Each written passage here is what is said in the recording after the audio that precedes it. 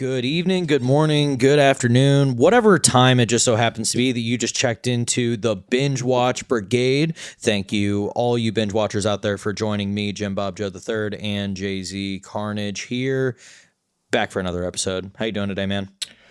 Not too bad, not too bad. How are you? Oh, just kind of kicking it, just kind of rolling on the anime train as it goes, stopping in at stations. And the station we stopped in for this week, Yona of the Dawn. This one is really, it's a beautiful little story that kind of evolves. Because look, I'll be honest. There's a thing that comes with culture, right?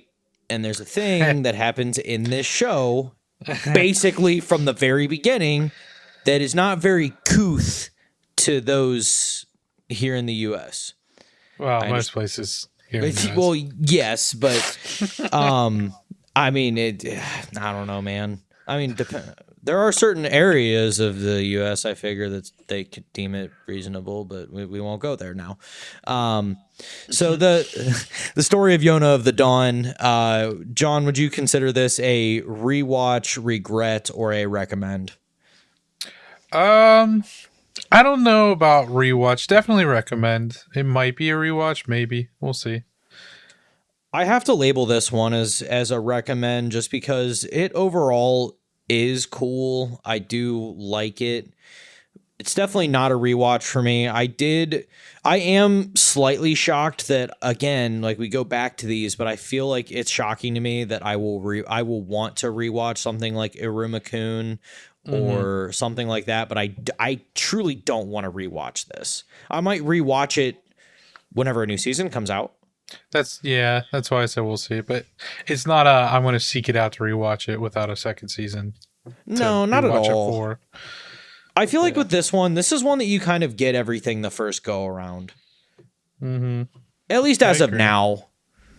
This isn't like Frieren, where with Frieren we all agreed you kind of have to watch it a second time.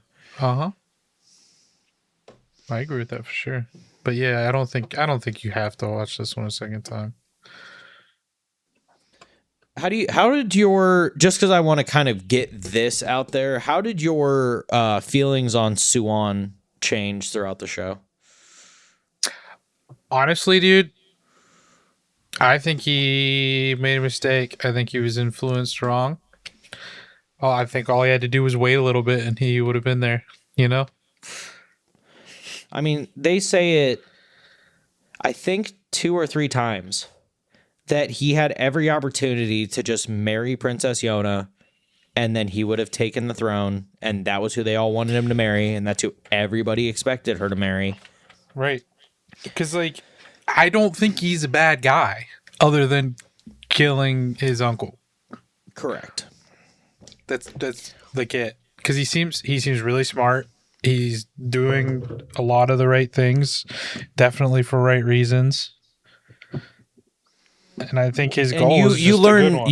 You learn that part about for the right reasons kind of the further you get into the story and the more towns you visit. I definitely feel like this, at the end of the day, is one that gets better and better as you watch it. But absolutely, when you break this one down, it is the story of a sheltered princess who has lived in a palace her whole life, and it is her father, correct? Yes, the king. I don't know why or whatever he's called. Yeah, I don't know why. For some weird reason, I keep thinking that he is her uncle, but I think it's just because of how many damn shows that we've watched. I just keep mixing up relations at this point. This show also makes you mix up relations because the guy that she's interested in is her cousin. Again, talking about cultural things. I don't know if anybody's ever heard of the Habsburgs. That's like a super famous monarch family who were super into inbreeding to keep their bloodline pure. / super thin because they all had anemia from it. And the Habsburg jaw that literally made it where it was difficult for them to eat. So when you get into the nitty gritty of this, not ruining anything because it happened so early on. Yona is head over heels for Suan. You see, she is, very much out there saying that this is the man that she wants to marry. And then when you get into his side, I mean, it almost seems like he just has no interest in marrying her. No? Not really. I don't. He seems like he doesn't have any interest in women. Period. Though. Not really. It seems like he's kind of just more goal oriented in general. It seems like his like fixation on his kingdom takeover is kind of what's ruling him. Mm-hmm. Absolutely. They, again, not ruining anything at all, but the king ends up getting murdered by the princess's cousin Suan. Suan ends up basically telling Yona, because she witnesses it, that this is for the betterment of the kingdom, and Princess Yona, Suan, her cousin, and Hawk is he's the son of the chief of the Wind tribe or Wind clan. Quote unquote grandson, because he's just adopted by him. Basically, he was an orphan. Yes, pretty sure. All three of them have been friends forever since they were children. Yeah.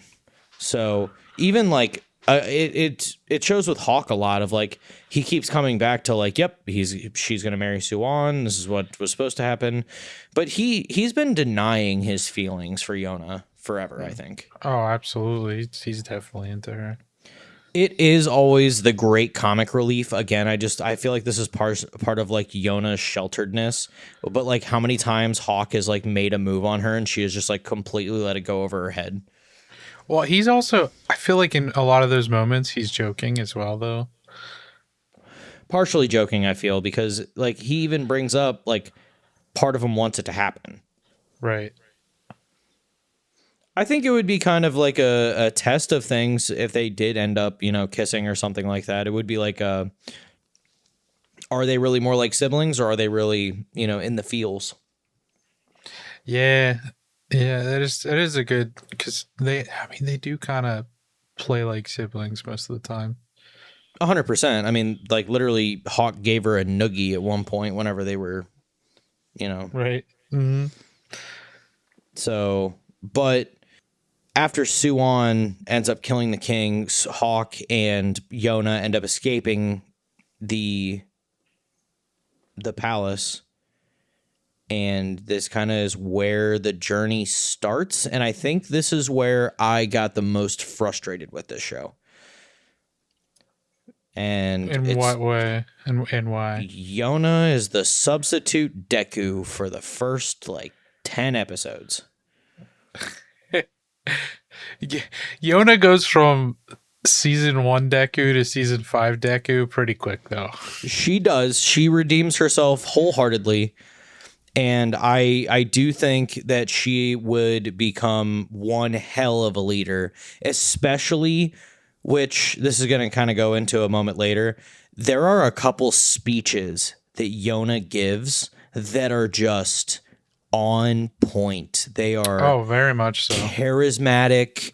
They are so energizing. It's really cool, and that's where I see a lot of the beauty in this show coming in, is Yona coming into herself and really starting to gain confidence, because she denies as much help as possible. She really understands her situation and how sheltered and how oblivious she is to the things around her and the world around her, to where she wants to understand. She's willing to punish herself to learn. And I think that's super admirable. It's because she didn't realize how helpless she truly was until she had to escape. And then after that, she's like, nah, I don't want to be this helpless. Yeah, which she also never wants to put Hawk in a situation where he's going to get hurt either. Yeah, but Hawk's badass. Hawk is a major badass, which we kind of need to discuss something here, because I'm a little... Is this show kind of leaning into the Baki Ken Ganashura of things with Hawk's wind abilities and stuff like that? Or is there actually... I Because mean, we're gonna get to it, but there are the Dragon Warriors that each of them has at least a body part that is basically a dragon body part. right, So, like, it's not unprecedented that somebody could have things, but I think he is just peak human. that's what I'm thinking. Because they never bring up any like specific reason other than he's the beast of the Wind Clan. Mm-hmm. So I don't know. That was something I kind of wanted to get straight with you, is because I tried to decode it a little bit myself and I could not find a true answer, just because it seems like, again, like we were just bringing up, there is like a lineage of dragons that's in the show. So obviously we're going very into fantasy, but Mm-hmm. the magical arcane side was something I feel like is just not really touched on, but it also doesn't seem to exist. Yeah, outside of the Dragon Warriors, yeah. Which I guess, do you want to explain the Dragon Warriors? Okay, so a long, long time ago, the Crimson Dragon uh, went to live with humanity, basically, and humanity To kind of preface, screwed there him were over. five. To preface, there were five dragons in total. They're gods. Yeah. Yep. Yeah. Yeah. But yeah, the Crimson Dragon went to live with humanity, and they kind of screwed him over, and the other dragons came to help him, but he's like, no, no, don't hurt humanity, just protect me, basically. So they all more or less created a lineage of humans that inherited part of their power to protect the inheritor of the Crimson Dragon, which it's pretty obvious Miss Crimson Hair is the inheritor of the Crimson Dragon. Well, I mean, just their responses whenever they're in her presence. Right. I mean, it's Exactly. which she wants to deny it. She denies that she's the Crimson Dragon's vessel, right? That's what they call it, the Crimson Dragon's vessel, or I believe so, yeah. but the way that they all respond, and which, by the way, we kind of need to get into this, how different of an upbringing every one of these Yeah, Dragon they're all Warriors. so different, which is very good, actually. Oh yeah. I still think how they found the yellow dragon will never cease to That's amaze me. so funny. So funny. But this, so again, with this show of like, I was trying to bring up the beginning of the show was kind of like putting me off really weird. I don't know. It just felt different. It felt off. I didn't like the main character that much. She was just way too like, and don't get me wrong, like a whiny main character does not like make me immediately hate the show. But like, I think I felt the same way about those episodes as I have about certain episodes of The Office, where I'm like, if Michael Scott wasn't in this episode, it'd just be way better. That's funny. But there were like so many times where I'm like, oh yeah, if she just like stuck at camp this day, like this whole episode, like this would be way cooler. Right. But I don't know. It definitely, once the Dragon Warriors got introduced, was really where I got like super into it. The Oracle part kind of enticed me, but Yeah. the specifically the part that I knew that I was sucked into the show is the blue dragon. Oh, he's my favorite. What do they call him? Shinha. She named him. Yeah, she named him Shinha. So the point when I was talking about like her coming into her own and like, you know, starting to like really show her aspects as a leader, the speech that she gives to the blue dragon, dude, it just pulled in my heartstrings. I'm like, this is a girl who is like, I am not going to force him to do anything, but I can tell you right now that you will have a much better existence not being, you know, having people in fear of you and wanting like basically you to die because they're in fear of your abilities. And Which are over exaggerated. they are. He doesn't, he can use his ability if he so desires. It's not that if you just look at him. And also, they think they get turned into stone. He just paralyzes them for a little bit. Right. or indefinitely. if you wanted to. Yeah, if he wants to. He did it. Mm-hmm. That whole arc of this show with the Blue Dragon and like how tortured they all were, all the Blue Dragons. Mm-hmm. Like how tortured they all were as people because they literally hated life because of how they were treated. And especially the sadness of what a good idea. Now I'll be able to find you. Bro. Yeah. Dude, that one, Yeah. man. I have to admit, whenever he took the bells off, it kind of it started getting at me a little bit.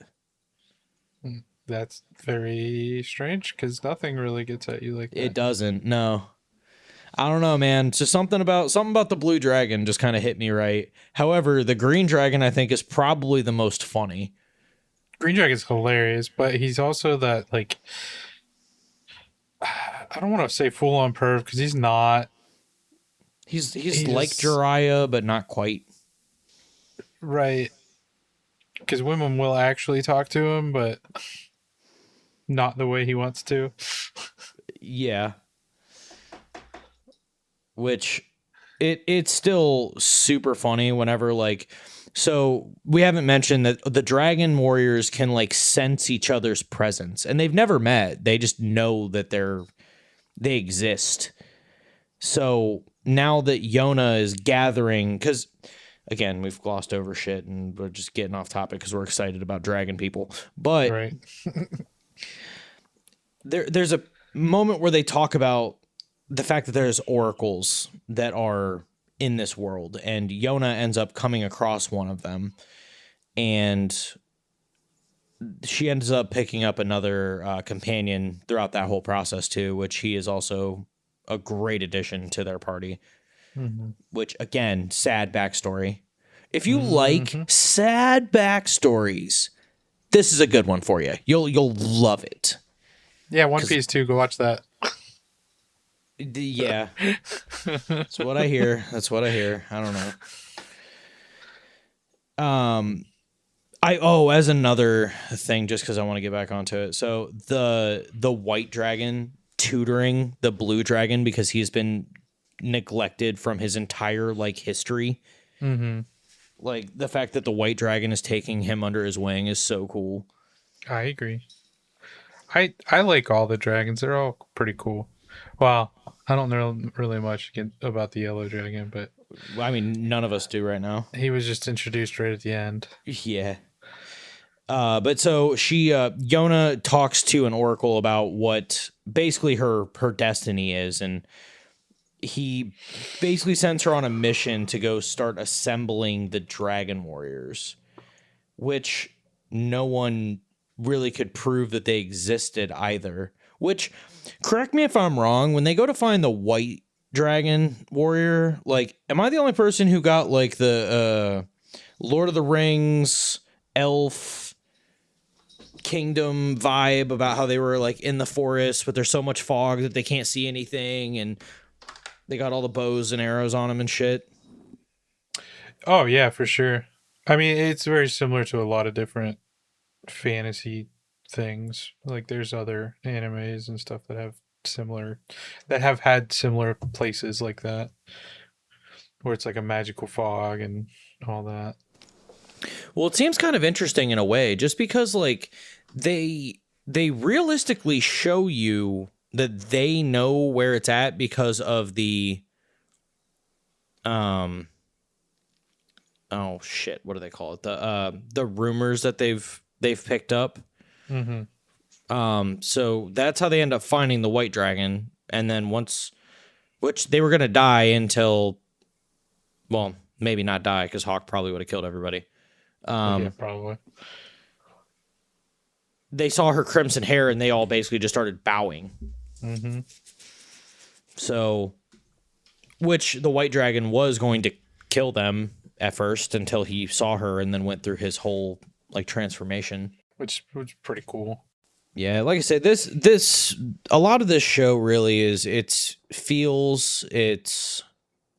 watching Yona develop, watching Hawk kind of like realize his little inner turmoils, watching all the Dragon Warriors come together, watching their development, watching the Blue Dragon. Because, I mean, there's really been, I mean, honestly, there's been combat throughout this whole show because they're Hmm. constantly on the run. That's But why I told you, I was like, is this actually a shoujo? Because it just feels like a shonen to me. mhm. But have you felt like there's like a big bad that they've fought? Like really? Because I haven't. I don't I don't know that we've experienced an actual big bad because I don't think Suwon is a big bad. And technically, they haven't taken him on. Not necessarily. Right. What's the guy? It was the Water Clan, right? The Water Clan. Fuck, who's that guy? The old warrior, the dude who wears the brown green gi. Oh hell, Which guy are you talking he's about? one of the generals. Yeah. I don't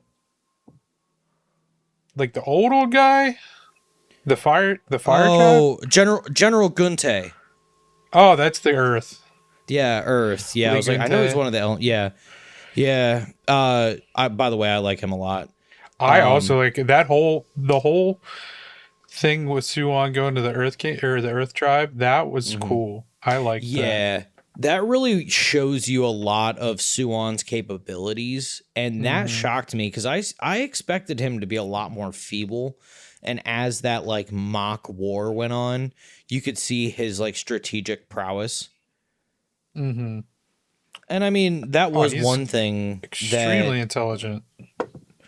Gunte brought up, like, the king should have been on the battlefield. So like he kind of had judgment on the previous king, the fact that he wouldn't fight battles and he was a complete pacifist, where Suwon was on the battlefield and like was actively participating. Hmm. I have to wonder how much of his tripping and all those types of Oh, it things was were all on like, purpose. I was gonna Guaranteed. say, is it clumsiness or drunken warrior? I don't know about Drunken Warrior. I just think it was him trying to convince people that he's not. Pathetic. Yeah, trying to convince him that he is pathetic and all that. But then when he fought General Gunte realized he's not. He's not at Mm-hmm. all. Yep. Which he kind of fought toe to toe with Hawk too, a little bit. A little bit. Yeah, he definitely has been trained, which would not necessarily have been I mean, his in his father was supposedly one of the greatest warriors in the history of this kingdom, so he's right got one pretty genetics much on his side. in pretty much any kingdom. Yeah. So I mean, it does make sense he would have it in his lineage, but he just doesn't have the same demeanor. Right. Well, you got to think his father was died, potentially killed by Yona's dad because his father was older. Should have been the Mm-hmm. emperor. Mm-hmm. But you got to think he died when he was young, so he was probably raised by his potentially mother and servants, so he probably wasn't raised to be straight up warrior guy, Right. especially under the peaceful, quote unquote peaceful times of Emperor Il. Mm-hmm. Yeah, Emperor. I do like the point where they bring up, everyone's having the conversation, and Hawk brings up that he understands that King Eel made bad decisions, but he was still going to stand behind him because he was his king, and like, he saw what he was trying to accomplish, even though he understood it was impossible. Like, Mm-hmm. what his idea was and what he stood for is what resonates with him. How do you feel about the request from Yona that she wants Hawk to still call her princess, where she wants everyone else to call her Yona? It's because I mean it's kind of his fault because he keeps bringing up that Is her that it's guard his and yeah that it's his job. He's her protector and all that. So he's saying that he's doing it out of duty. So I guess you're just doing it as a duty. Then you're not allowed to call me Yona. So it's kind of his fault. kind of, yeah. I mean I'd rather he get to call her Yona, but Hmm. whatever.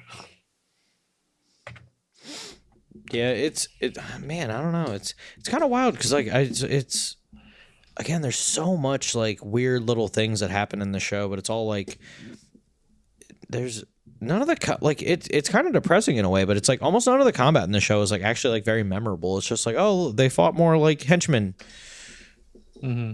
They haven't Yeah. they haven't really fought anybody big yet, and you haven't like, I mean, you just see all the dragon warriors just annihilate everything. Right. I honestly don't know outside of maybe the generals. I don't know who would truly put up a fight against them though. Yeah, I mean, and I mean, Hawk is able to fight toe to toe with them anyway. I mean, the Well, it's white because he is dragon. a general. Yeah, but, I mean, the white general or the white dragon literally was amazed by the fact that, He wasn't a dragon. well, not just that, but also that um he was wounded and tired and was Right. still able to keep up with him. Right. He was like, wow, he fights like that while he's, tired and injured. Like, I would like to see how he fights like at full strength. Hmm. But yeah, she has built like a small army behind her. I still need to see more of what the yellow dragon does. Hmm. I mean, I'm pretty sure in the beginning of the first episode we see what he does. I think he's like the shield guy. Oh yeah, his body is impervious. Yeah. Yeah, because the green dragon has the leg, which he's able to jump at Hmm. extreme distances. The white dragon has the arm, and it's like the power of 10 people. Hmm. The blue dragon has the eyes, which can see over a mile. Which it's crazy. Like it seems like, can he see through walls and stuff? Because that seems like he can. It seems like it's more of a mystical sight than it is a true Is it visual like sight. is it like Rimaru's sight being able to like use the magicules? Kinda, yeah. It seems like. Because like their masks don't have any eyes like that, so they're That's well. seeing That's through what. Yeah, solid that's what I'm. objects. That's what I don't. I don't know that they're physically seeing. I think they're mystically seeing. It does it confuse you too about the whole like overuse of Sharingan ability with them too? Like once they lose their ability, they go blind. Right. Yeah. It's once it's passed on to the next one, they go blind and then they die. Yeah, yeah, that was not what I expected at all.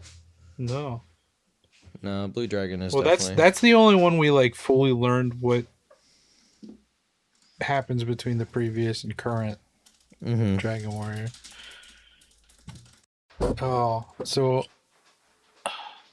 of the three clans that we've, or tribes, or whatever you want to call them, that we've actually seen a decent amount of, what are your thoughts on them? That being the wind, the earth, and the fire.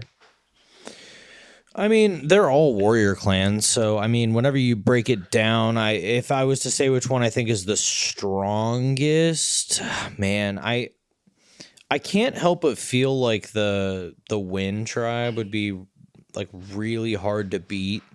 I think it don't would know come down though. between the Wind and the Earth tribe.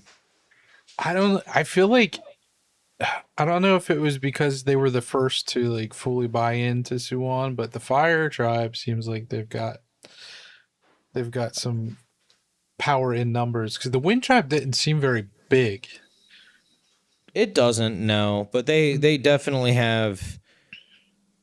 I mean, damn, it's so hard because like you can say like, oh, they've got seasoned warriors, but I mean they all do, but at the same time, like how long's it been since there's been an actual war? I don't know that the Wind Tribe does because like they keep electing these really young guys to be the generals. Yeah, but the last one's Hawk, so it's like It's kind of hard. Yeah, yeah, but Well, so the I new guess one's even younger. so I guess at this rate, well, they didn't have a choice on that because Hawk left. Right. That's true.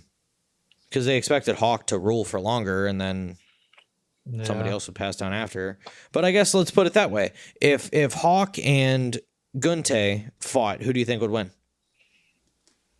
I think probably Hawk because Gunte is starting to get up there in age, but Gunte in his prime would probably put up a better fight and might win. I don't know because we haven't seen him in his prime, but it's potential because I don't know. Everyone in the Earth Tribe really looks up to him, which is something that Suwon kind of shows him. That is. I guess for me, I'm gonna pick Hawk on this one, even though I think it would be a really good fight. Because if you have to figure, like, yes, Gunte is a seasoned warrior, but how much has he fought recently in comparison to Hawk? Hawk's skills are at their peak. He's currently still fighting. So I feel like it would be kind of unfair right now. But if you like if they were to if Hawk was not injured, rested, and they ran into each other right now, I think Hawk definitely wins. Oh yeah. Yeah, for sure. Well, I guess at that rate, now let's kind of go into the Dragon Warriors. I feel like White Dragon would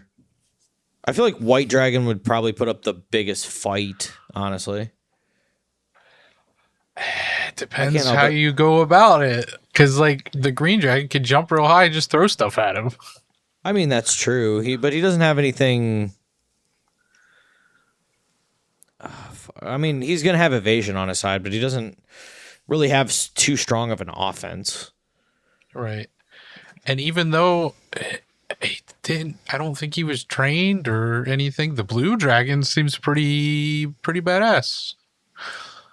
I think I'm gonna make White Dragon my DPS. I mean, fair.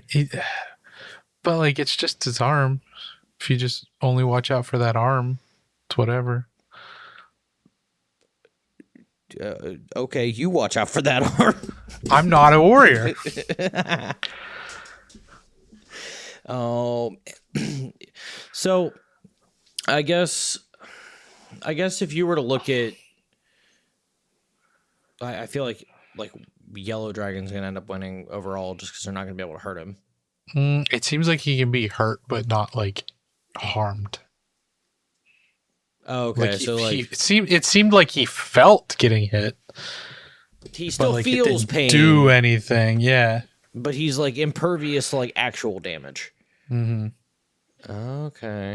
No, that's what it seemed like damage. anyway. I can't wait for Yona to actually show more of her abilities with the weapon because she's been training. She's been training. I just spoiled something. What? I wanted to go look and see if it said what his actual dragon power was, and it said something else that's a huge spoiler that I'm not saying. Oh, you spoiled something for yourself? Yes. Why would you go and do that? I didn't think it would be right at the beginning. Well, whoops. That would totally make sense. Whatever.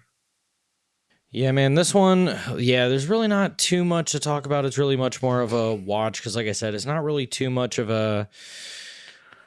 There's not really too much of a like, theatric, like, big pyrotechnic thing that's going to make you think, ooh, shiny. This one's going to be one who is really for the storytellers, the people who really enjoy the character development, and just kind of this is another kind of one that you can just sit back and watch with really no big attachment. You can watch a couple episodes and really just sit and enjoy it.